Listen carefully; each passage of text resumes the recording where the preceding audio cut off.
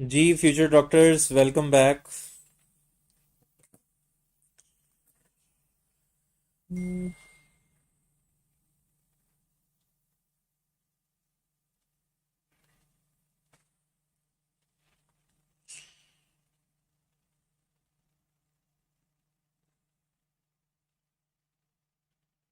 जी वालेकुम सलाम।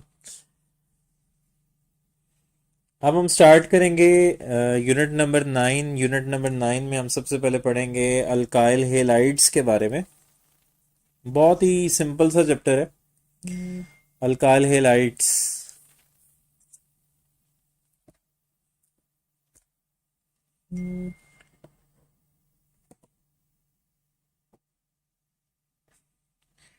जी सारे मेटा डायरेक्टिंग ग्रुप जो हैं वो डीएक्टिवेट करते हैं बेंजीन रिंग को।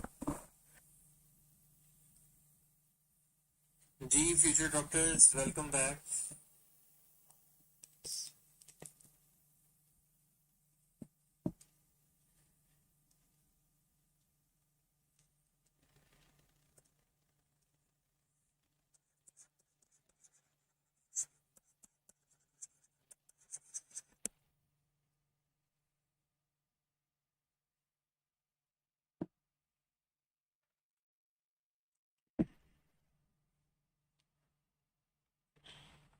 जी बच्चों स्टार्ट करें अल्काइल हेलाइड्स।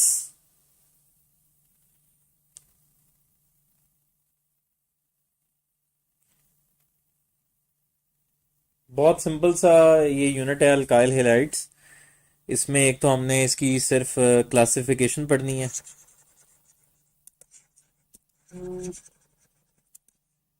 उसके बाद हमने इसका स्ट्रक्चर और रिएक्टिविटी की बात करनी है।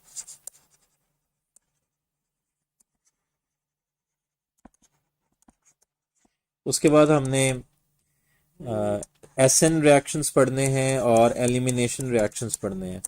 तो बहुत सिंपल सा ये चैप्टर है और इंटरेस्टिंग चैप्टर भी है।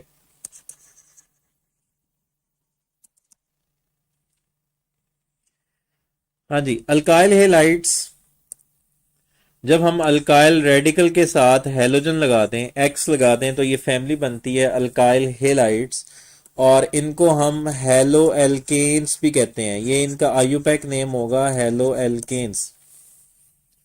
अब अल्काइल रेडिकल कुछ भी हो सकता है, हमारे पास मीथाइल ग्रुप हो सकता है और हेलोजन कुछ भी हो सकती है। Fluorine, chlorine, bromine, iodine. तो अगर हम क्लोरीन लगा दें तो दिस इज मीथाइल क्लोराइड। अब ये जो अल्काइल हेलाइड्स है इनको हम क्लासिफाई करते हैं on the basis of number of halogen atoms. ये हमारे पास मोनो हेलो एल्केन्स भी होती हैं।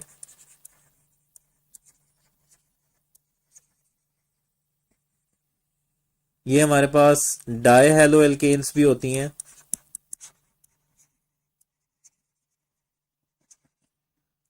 ट्राई हेलो एल्केन्स भी होती हैं।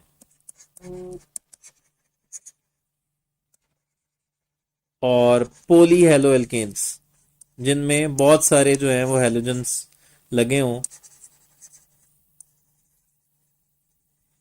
हाँ जी, मोनो हेलो एल्केन्स वो हैं जिनमें सिर्फ एक ही हेलोजन लगी होगी। जैसे कि हमारे पास है जी ईथाइल ब्रोमाइड। ये इसमें हमारे पास सिर्फ एक ही हेलोजन है। डाई हेलो हेलो एल्केन में हमारे पास दो हेलोजन्स लगी होंगी। ट्राई हेलो एल्केन में हमारे पास तीन हेलोजन्स लगी होंगी। और पोली में जो है वो कई जो है हमारे पास हेलोजन्स लगे होंगे। अब ये जो मोनो हेलो एल्केन्स हैं इनको हम आगे क्लासिफाई करते हैं। मोनो हेलो एल्केन्स हमारे पास, इनको हम क्लासिफाई करते हैं प्राइमरी अल्काइल हेलाइड्स में,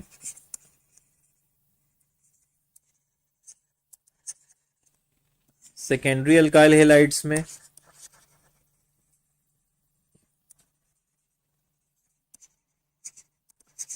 और टर्शरी अल्काइल हेलाइड्स में। जो मोनो हेलो एल्केन्स है ना उनको हम इन तीन क्लासेस में क्लासिफाई करते हैं, primary, secondary and tertiary alkyl halides. Primary को 1 नॉट से रिप्रेजेंट करते हैं, सेकेंडरी को 2 नॉट से और टर्शरी को 3 नॉट से। जी प्राइमरी में हमारे पास वो कार्बन जिसके साथ हेलोजन अटैच्ड है उसको हम कह रहे हैं अल्फा कार्बन। वो फर्दर एक कार्बन एटम्स के साथ अटैच है, इसको हम कहते हैं ये प्राइमरी अल्काइल हैलाइड है। सेकेंडरी में वो कार्बन जिसके साथ हेलोजन अटैच्ड है, वो कार्बन फर्दर 2 कार्बन एटम्स के साथ अटैच्ड है, तो ये कार्बन फर्दर 2 कार्बन एटम्स के साथ अटैच्ड है, तो ये सेकेंडरी अल्काइल हैलाइड है।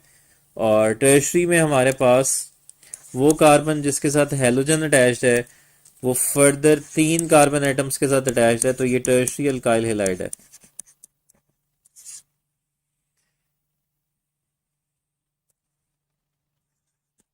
जी क्वेश्चन है, विच ऑफ द फॉलोइंग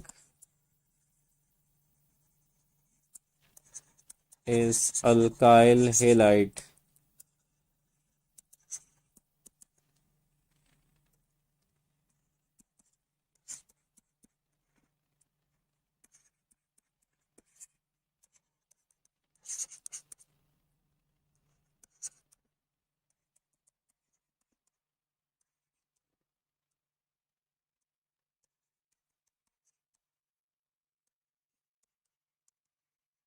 इनमें से कौन सी जो है वो अल्काइल हैलाइड है?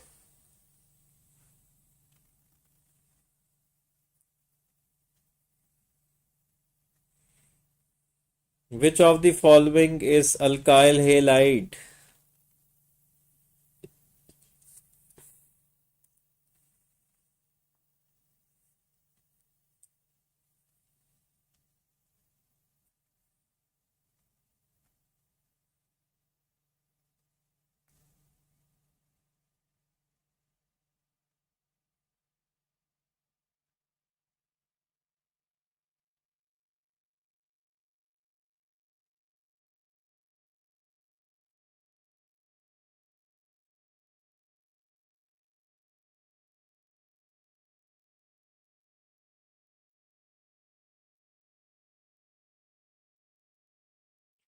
जी बच्चों, अल्काइल हैलाइड जो है इनमें से वो है अल्फा।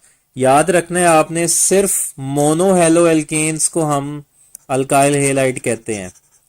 मोनो हेलो एल्केन्स जो हैं सिर्फ वो हमारे पास अल्काइल हैलाइड्स होती हैं। ठीक है, तो जिसमें सिर्फ एक हेलोजन लगा होगा वो होगी हमारे पास अल्काइल हैलाइड। नेक्स्ट, इनका नॉमेनक्लेचर बहुत ही सिंपल है। सबसे पहले आपने कार्बन चेन सिलेक्ट कर लेनी है, जिस कार्बन पे हेलोजन लगी हुई है उसकी पोजीशन देनी है। तो ये फर्स्ट पोजीशन पे क्लोरीन लगा हुआ है, तो 1 क्लोरोप्रोपेन। ठीक है, और अगर हमारे पास ये कंपाउंड है, एक तरफ से CH3 करीब आ रहा है और एक तरफ से क्लोरीन करीब आ रहा है, तो किसको प्रेफरेंस देंगे, क्लोरीन को या CH3 को? अगर हम यहां से नंबरिंग करते हैं तो क्लोरीन 2 पे आ रहा है, अगर हम यहां से नंबरिंग करते हैं तो मिथाइल 2 पे आ रहा है, तो किसको प्रेफरेंस देंगे?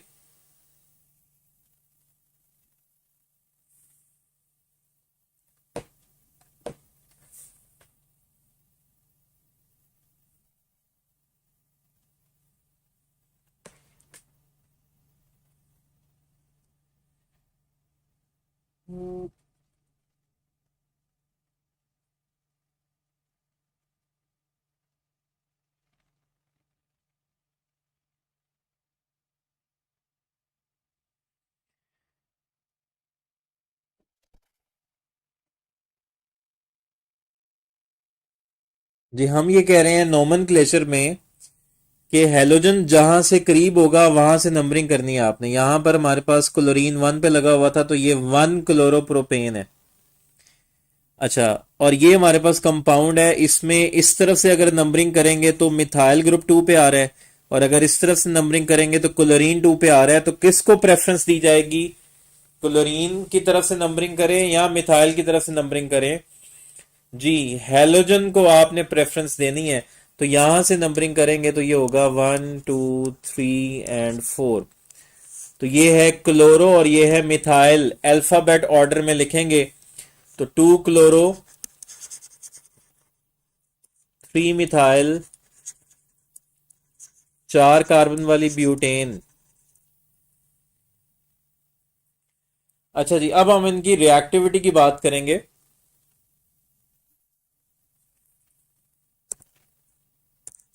अल्काइल हेलाइड्स की रिएक्टिविटी किस पे डिपेंड करती है?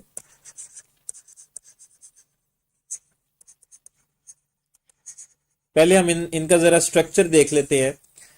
अल्काइल हेलाइड्स का जो हमारे पास स्ट्रक्चर है उसमें कार्बन के साथ जो हैलोजन है वो अटैच्ड है।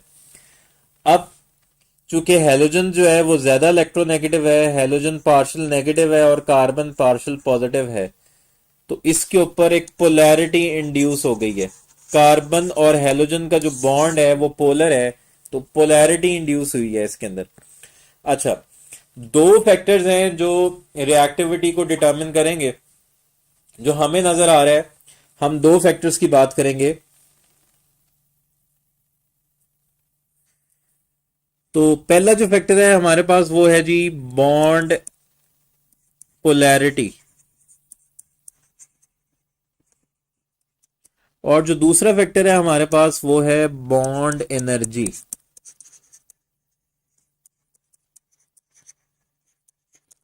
ठीक है, दो फैक्टर्स हैं जिनको हम देखेंगे कि इनकी रिएक्टिविटी किस पे डिपेंड करती है, बॉन्ड पोलैरिटी पे डिपेंड करती है या बॉन्ड एनर्जी पे डिपेंड करती है। अच्छा, अगर हम बॉन्ड पोलैरिटी की बात करें तो हमारे पास जो हैलोजन्स हैं वो 4 हैलोजन्स हैं। तो कार्बन फ्लोरीन का बॉन्ड है, कार्बन क्लोरीन का बॉन्ड है, कार्बन ब्रोमीन का बॉन्ड है और कार्बन आयोडीन का बॉन्ड है। तो कार्बन की इलेक्ट्रोनेगेटिविटी कितनी होती है? कार्बन की इलेक्ट्रोनेगेटिविटी होती है 2.5। अच्छा, फ्लोरीन की कितनी है? 4। क्लोरीन की कितनी है? 3। ब्रोमीन की है 2.8 और आयोडीन की है 2.5। तो top to bottom electronegativity difference कम हो रहा है, इलेक्ट्रोनेगेटिविटी डिफरेंस कम हो रही है। तो टॉप टू बॉटम इनकी पोलैरिटी क्या हो रही है? कम हो रही है, क्योंकि इलेक्ट्रोनेगेटिविटी डिफरेंस कम हो रहा है तो top to bottom polarity decrease हो रही है। अच्छा, जिस पे नॉर्मली हम क्या कहते हैं कि जिस पे चार्ज ज्यादा होगा वो ज्यादा रिएक्टिव होगा। तो अगर हम पोलैरिटी को देखें तो अल्काइल फ्लोराइड्स को ज्यादा रिएक्टिव होना चाहिए। अगर हम पोलैरिटी को देखें, क्योंकि जिसके ऊपर चार्ज ज्यादा होता है वो ज्यादा रिएक्टिव होता है। अगर हम पोलैरिटी को देखें तो सबसे ज्यादा जो बॉन्ड पोलर बॉन्ड है वो कार्बन और फ्लोरीन का बॉन्ड है, क्योंकि इनमें इलेक्ट्रोनेगेटिविटी डिफरेंस सबसे ज्यादा है। और सबसे कम जो पोलर बॉन्ड है वो कार्बन आयोडीन है, क्योंकि इसमें कार्बन आयोडीन में जो इलेक्ट्रोनेगेटिविटी डिफरेंस है वो सबसे कम है। अगर हम बॉन्ड एनर्जी की बात करें तो सबसे स्ट्रॉन्ग बॉन्ड किसके दरमियान है? कार्बन फ्लोरीन के दरमियान स्ट्रॉन्ग बॉन्ड है। क्यों? क्योंकि फ्लोरीन का साइज स्मॉल है, स्मॉल साइज एटम्स जो है वो ज्यादा स्ट्रॉन्ग बॉन्ड बनाते हैं। तो इसकी हमारे पास एनर्जी है 467 किलो जॉल्स पर मोल।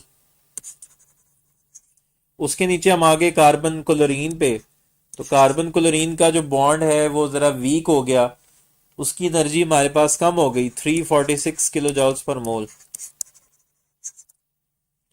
उससे नीचे आए कार्बन ब्रोमीन का बॉन्ड और वीक हो गया। क्यों? क्योंकि ब्रोमीन का साइज बड़ा हो गया, तो इसकी एनर्जी और कम हो गई 290 किलो जॉल्स पर मोल।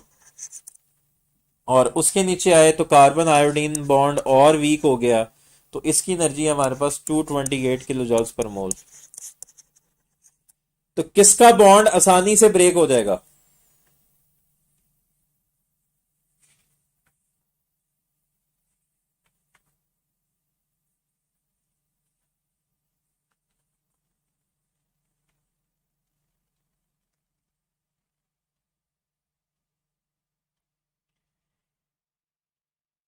तो कार्बन आयोडीन का बॉन्ड आसानी से ब्रेक होगा, और जिसका बॉन्ड आसानी से ब्रेक होगा वो आसानी से किसी और रिएक्टेंट के साथ रिएक्ट कर सकता है। तो असल जो फैक्टर है ना रिएक्टिविटी में, जो हमारा असल फैक्टर है वो बॉन्ड एनर्जी है। तो सबसे ज्यादा रिएक्टिव होंगे अल्काइल आयोडाइड्स। तो ये हमारे पास रिएक्टिविटी ऑर्डर है, और रिएक्टिविटी ऑर्डर है अकॉर्डिंग टू बॉन्ड एनर्जी, ना कि बॉन्ड पोलैरिटी। मेन जो फैक्टर है वो है बॉन्ड एनर्जी। तो यानी कि अल्काइल आयोडाइड सबसे ज्यादा रिएक्टिव होंगे, उससे कम होंगे अल्काइल ब्रोमाइड्स, उससे कम होंगे अल्काइल क्लोराइड्स, और सबसे लीस्ट रिएक्टिव होंगे अल्काइल फ्लोराइड्स।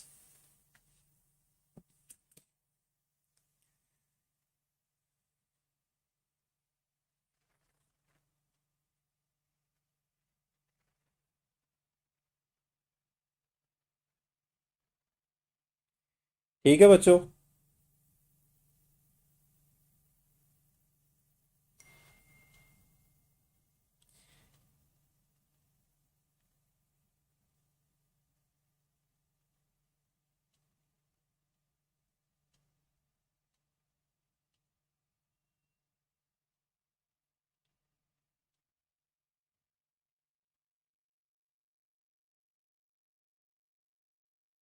जी क्वेश्चन है एक,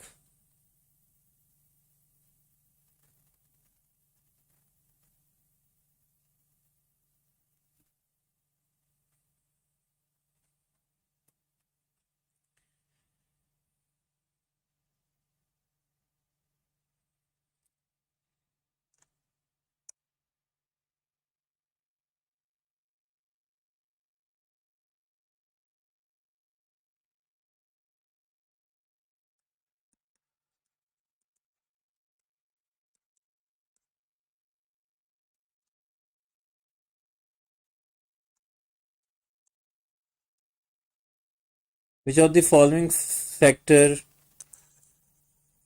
does not affect the reactivity of alkyl halides?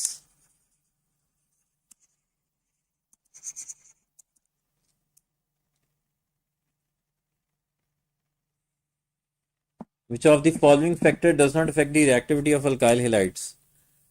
जी ऑप्शन है हमारे पास, bond length,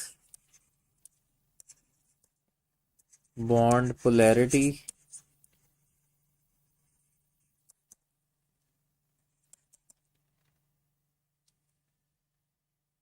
bond strength, all of these.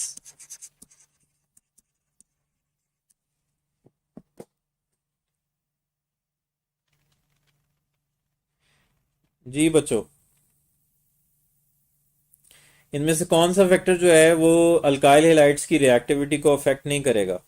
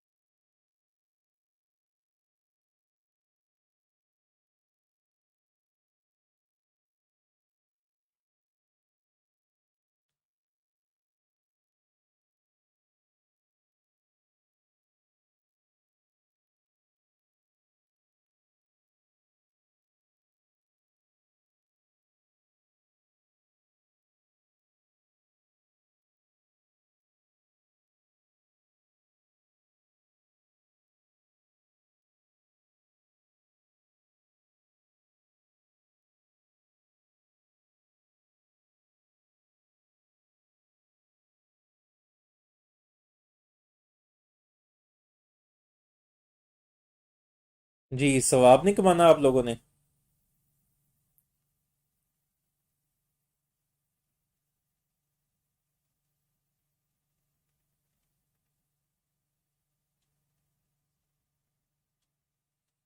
जी मैंने डज नॉट ही लिखा है।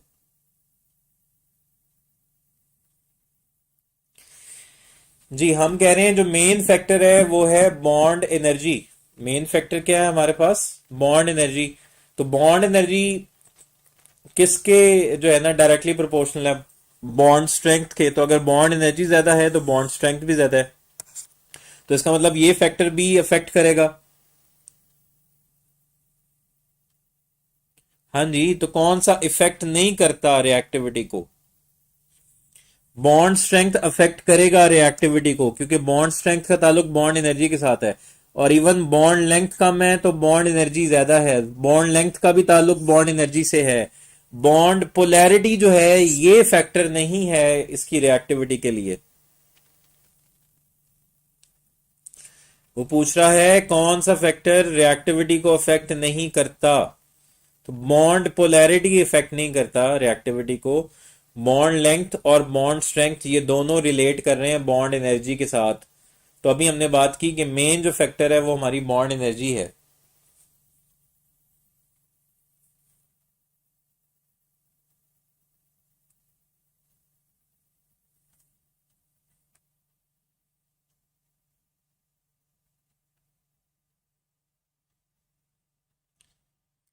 अच्छा जी, अब हम बात करेंगे ये जो अल्काइल हेलाइड्स हैं इनके दो तरह के रिएक्शंस हैं।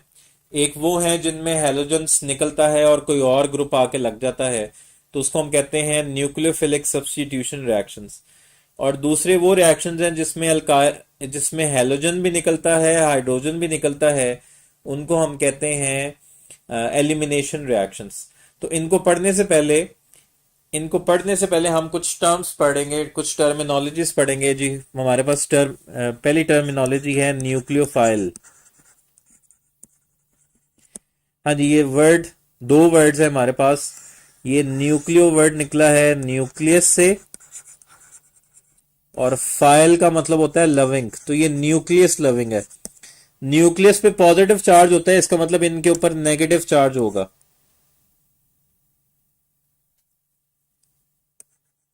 ठीक है, इनके ऊपर नेगेटिव चार्ज होगा। न्यूक्लियोफाइल के ऊपर नेगेटिव चार्ज होता है क्योंकि ये न्यूक्लियस लविंग होते हैं। हाँ जी, ये बात बच्चों को कभी भी नहीं भूलती। ये जो न्यूक्लियोफाइल या जहां पर लविंग वर्ड आ जाए ना, वो बच्चों को कोई बात नहीं भूलती, बाकी सारा कुछ भूल जाएगा, बच्चों को ये बात नहीं भूलती। तो ये जो है ना न्यूक्लियस लविंग है। तो ये इलेक्ट्रॉन रिच स्पीशी हैं, इनके पास इलेक्ट्रॉन ज्यादा होते हैं, ये इलेक्ट्रॉन रिच स्पीशीज है।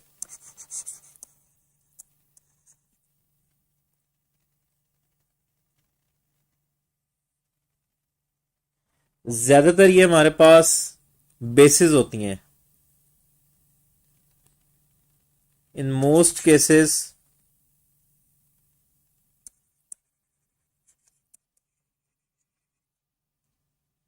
It is basic. Lewis concept के मुताबिक आपको पता है ना, लेविस कॉन्सेप्ट क्या कहता है, बेस वो सब्सटेंस है जो पेयर ऑफ इलेक्ट्रॉन डोनेट करता है। अब ये जो है न्यूक्लियोफाइल जो है, इस पे नेगेटिव चार्ज भी हो सकता है और न्यूट्रल भी हो सकता है, जिसके पास लोन पेयर होगा। ये तो या तो ये नेगेटिवली चार्ज होंगे या ये न्यूट्रल होंगे, और अगर न्यूट्रल हैं तो उनके पास लोन पेयर्स होंगे। ठीक है, तो ये इलेक्ट्रॉन रिच स्पीशीज हैं, ये इलेक्ट्रॉन डोनेट कर सकते हैं। या तो ये नेगेटिवली चार्ज होंगे या ये न्यूट्रल होंगे, तो इनके पास लोन पेयर होगा। तो हमारे पास एग्जांपल्स कौन कौन सी हैं न्यूक्लियोफाइल की।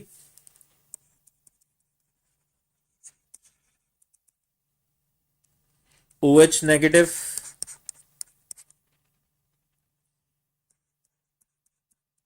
Ethoxide ion C2H5O negative,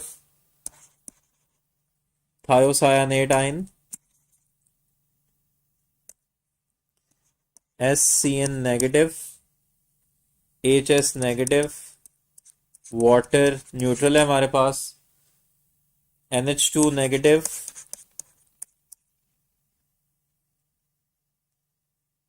Cl negative, Br negative, I negative.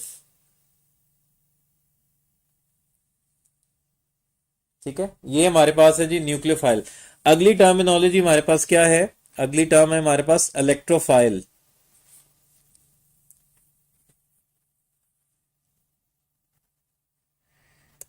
ज्यादा यहाँ पर मेरा ख्याल है फिजिकोफाइल नहीं, ज्यादा यहाँ पर होंगे बायोफाइल यहाँ पर ज्यादा है। अच्छा, नेक्स्ट है जी हमारे पास इलेक्ट्रोफाइल। इलेक्ट्रो मतलब इलेक्ट्रॉन,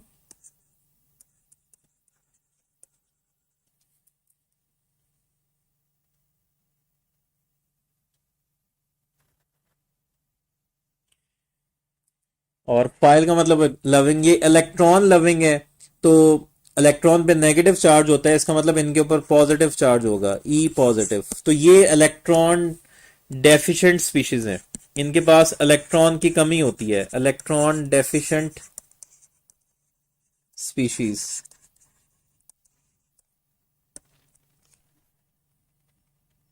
अब ये ज्यादातर जो है ये एसिडिक होते हैं, और इनके ऊपर या तो पॉजिटिव चार्ज होता है या ये न्यूट्रल होते हैं, पॉजिटिवली चार्ज्ड या न्यूट्रल। न्यूट्रल होंगे तो इनके पास कोई एम्प्टी ऑर्बिटल होगा, अगर ये न्यूट्रल है तो इनके पास कोई एम्प्टी ऑर्बिटल होगा। जैसे कि हमारे पास BF3, बोरॉन के पास 2 इलेक्ट्रॉन्स की अभी भी कमी है, बोरॉन के आखिरी शेल में 3 इलेक्ट्रॉन है और 3 फ्लोरीन के आगे 6 इलेक्ट्रॉन हो गए, अभी भी इसके पास 2 की कमी है। AlCl3, इसमें एल्यूमिनियम के पास अभी भी 2 की कमी है, FeCl3। और कार्बोकैटायन में हमारे पास CH3 पॉजिटिव, ये हमारे पास है इलेक्ट्रोफाइल।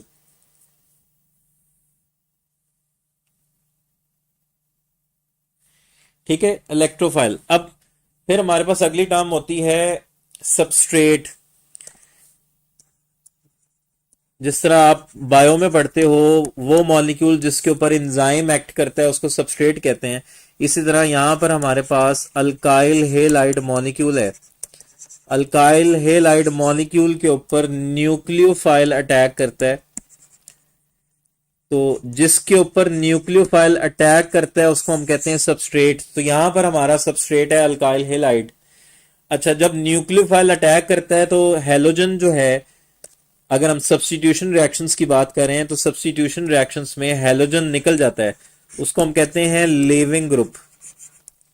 मतलब ये हमारे पास अल्काइल हेलाइड में न्यूक्लियोफाइल अटैक कर रहा है, न्यूक्लियोफाइल अटैक कर रहा है, हेलोजन बाहर निकलेगा, तो यहां पर ये जो हेलोजन है ये हमारा लीविंग ग्रुप है, और ये पूरा पेयर ऑफ इलेक्ट्रॉन लेके निकलता है। अच्छा, अब कौन कौन से अच्छे लिविंग ग्रुप्स हैं, ये बात आपने याद रखनी है, कौन कौन से अच्छे लिविंग ग्रुप हैं। जो गुड लिविंग ग्रुप्स हैं हमारे पास, इनका आपको पता होना चाहिए, जो आसानी से छोड़ जाते हैं, जो आसानी से लीव कर जाते हैं, वो है हमारे पास क्लोराइड, ब्रोमाइड, आयोडाइड और हाइड्रोजन सल्फेट। ये गुड लिविंग ग्रुप है। और जो पुअर लिविंग ग्रुप्स हैं हमारे पास,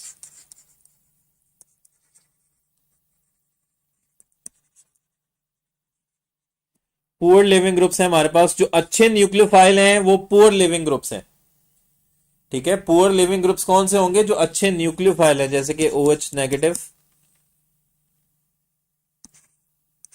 RO नेगेटिव और NH2 नेगेटिव। ये पुअर लिविंग ग्रुप्स हैं क्योंकि ये अच्छे न्यूक्लियोफाइल हैं, जो अच्छे न्यूक्लियोफाइल हैं वो पुअर लिविंग ग्रुप्स हैं, और जो न्यूक्लियोफाइल अच्छे नहीं है वो गुड लिविंग ग्रुप्स हैं।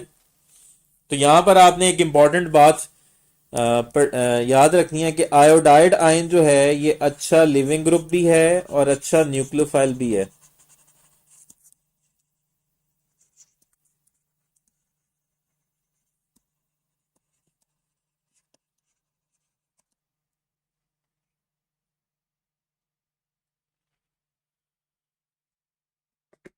ठीक है बच्चों, ये टर्मिनोलॉजीज जो है हम इस्तेमाल करेंगे आगे। तो ये न्यूक्लियोफाइल का आपको पता होना चाहिए, कौन कौन से न्यूक्लियोफाइल हैं और कौन कौन से हमारे पास लिविंग ग्रुप्स हैं।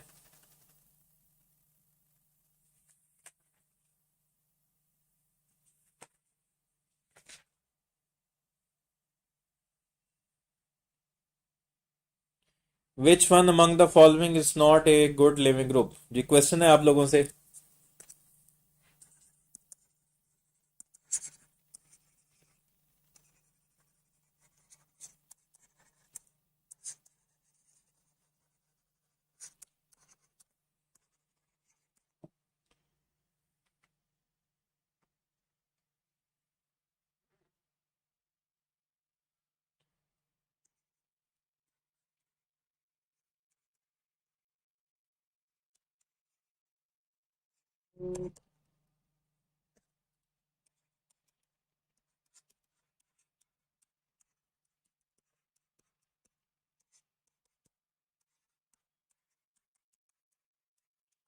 Which among the following is not a good leaving group?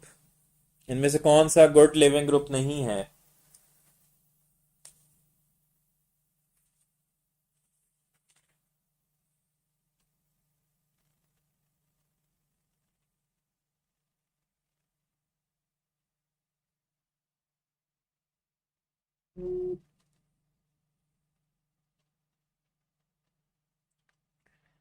हाँ जी, ये जो OH नेगेटिव है ये अच्छा न्यूक्लियोफाइल है, तो ये अच्छा लिविंग ग्रुप नहीं है। So the right answer is बेटा, बाकी सारे अच्छे जो हैं वो लिविंग ग्रुप्स हैं।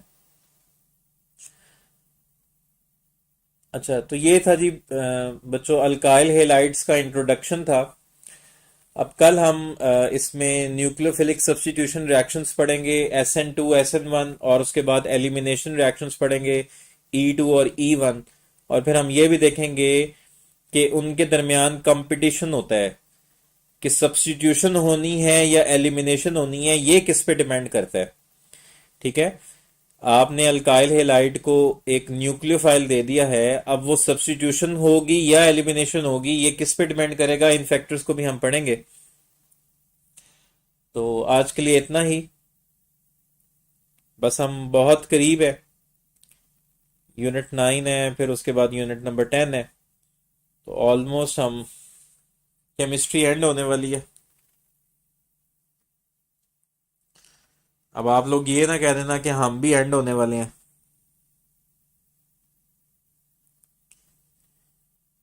नहीं, हम आयोडीन की बात नहीं कर रहे। आयोडीन जब आयोडीन जब अल्काइल रेडिकल के साथ लगा हुआ है, आयोडीन जब कार्बन के साथ अटैच्ड है, आयोडीन जब कार्बन के साथ अटैच्ड है तो फिर ये ज्यादा रिएक्टिव है। अगर आप इंडिविजुअल हैलोजेंस की बात करोगे, इंडिविजुअल अगर हम हैलोजेंस की बात करेंगे, फिर फ्लोरीन सबसे ज्यादा रिएक्टिव है, उससे कम क्लोरीन, उससे कम ब्रोमीन, और उससे कम आयोडीन। लेकिन यहां पर हम अल्काइल हेलाइड्स की बात कर रहे हैं। हैलोजेंस ने बॉन्ड बनाए हुए हैं कार्बन के साथ, तो कार्बन आयोडीन सबसे वीकेस्ट बॉन्ड है, तो ये सबसे ज्यादा रिएक्टिव होगा। उससे कम कार्बन ब्रोमीन, उससे कम कार्बन क्लोरीन, और उससे कम कार्बन फ्लोरीन।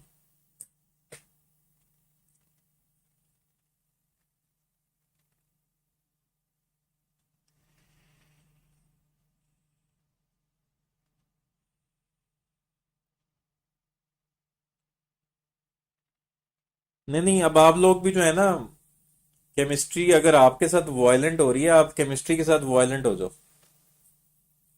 बल्कि केमिस्ट्री को वो एक डायलॉग है ना, इसको को साइलेंट हो जा वरना मैं वायलेंट हो जाऊंगा। तो अब आप लोगों को वायलेंट होना पड़ेगा। केमिस्ट्री की टर्म्स में बात करें तो ज्यादा अच्छी समझ आएगी। अब आप लोगों ने ना पीरियोडिक टेबल का या अपनी लाइफ का सबसे ज्यादा रिएक्टिव इंसान बनना है, ठीक है। अब आपको अपनी रिएक्टिविटी बढ़ानी पड़ेगी। अब आप वो देखो कि कौन कौन से फैक्टर्स जो हैं वो आपकी रिएक्टिविटी को बढ़ाएंगे। वो आपने खुद ही डिसाइड करने हैं कि ये फैक्टर जो है ये मेरी रिएक्टिविटी को बढ़ाएगा, तो लिहाजा इस फैक्टर पे मैंने काम करना है और मैंने अपनी रिएक्टिविटी को बढ़ाना है।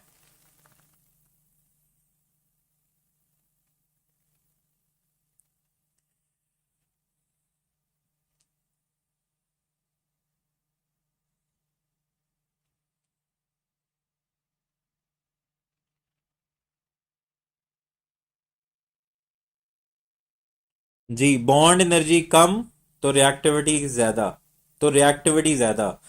जिसका आसानी से बॉन्ड ब्रेक हो जाता है वो किसी और के साथ रिएक्ट कर पाएगा ना, वो किसी और के साथ नया बॉन्ड बना पाएगा। जो पुराना बॉन्ड आसानी से तोड़ लेगा वो जल्दी से नया बॉन्ड किसी और के साथ बना लेगा।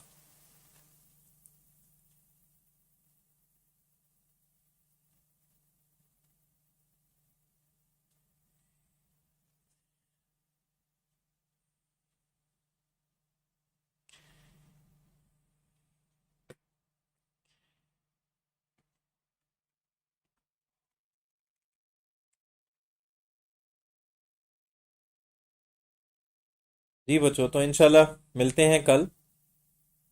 अपना बहुत सारा ख्याल रखिएगा, और अपने इर्द गिर्द लोगों का भी ख्याल रखिएगा, और हमेशा जो है वो दूसरों के काम आया करो। अगर आप दूसरों के काम आसान करोगे तो तो अल्लाह ताला आपके काम आसान करेगा। जो टॉपिक आपको समझ नहीं आ रहा होता या जिसमें आपको महारत हासिल होती है, वो अपने फ्रेंड्स के साथ उसको शेयर किया करो। जो टॉपिक आप खुद से पढ़ा देते हो ना किसी और को, वो टॉपिक आपको कभी नहीं भूलता। तो अगर आपको कोई चीज़ आती है तो वो दूसरे को लाजमी समझाया करो। इससे जो है आपके इल्म में इजाफा होगा। ठीक है, तो इंशाल्लाह मिलते हैं कल। अल्लाह हाफिज।